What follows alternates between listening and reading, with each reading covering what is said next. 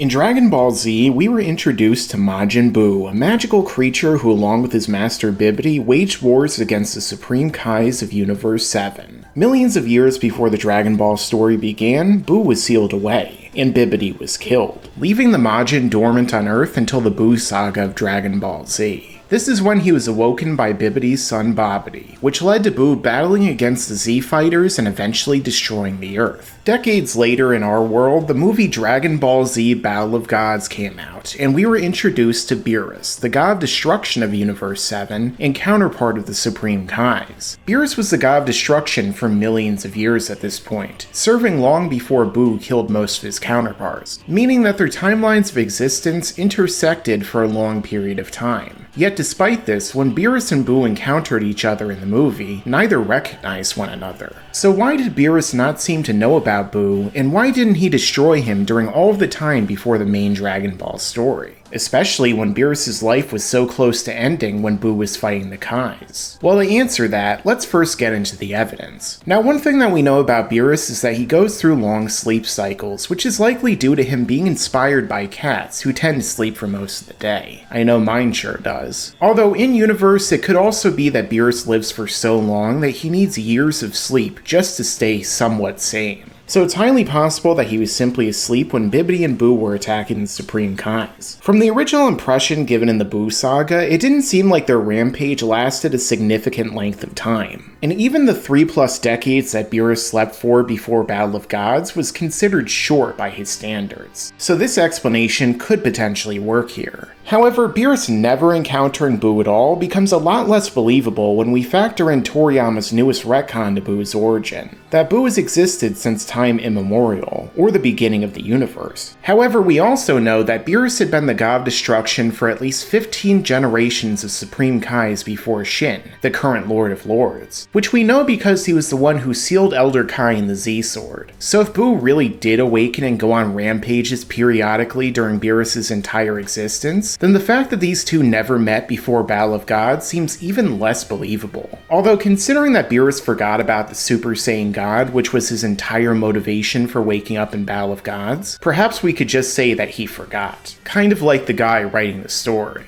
Another variable to consider is that Buu was sealed away in his ball and believed by Shin to no longer be a threat without Bibidi. However, this obviously wasn't the case because unbeknownst to Supreme Kai, the evil wizard's son Babidi existed. So perhaps Whis or Shin informed Beerus of the situation, and then Beerus decided it was pointless to intervene and destroy the ball. On the same topic, it's even possible that Babidi knew about Beerus' sleep cycles and purposely waited for him to go to sleep before enacting his plan. But I went more in depth about why it took Babidi so long to awaken Buu in this video. Of course, Beerus is lazy and will take just about any opportunity to not do his job, which is why Universe 7 had the second lowest mortal level. So it's possible that he simply didn't want to put in the effort to HAKAI Buu, even though it would probably take like an hour maximum, counting the time it takes for Beerus and Whis to travel back and forth between his world. This could also explain why, if he knew about Buu's existence, Beerus would let him roam free and destroy things around the universe. He probably figured, much like with Frieza, that they were simply doing his job for him.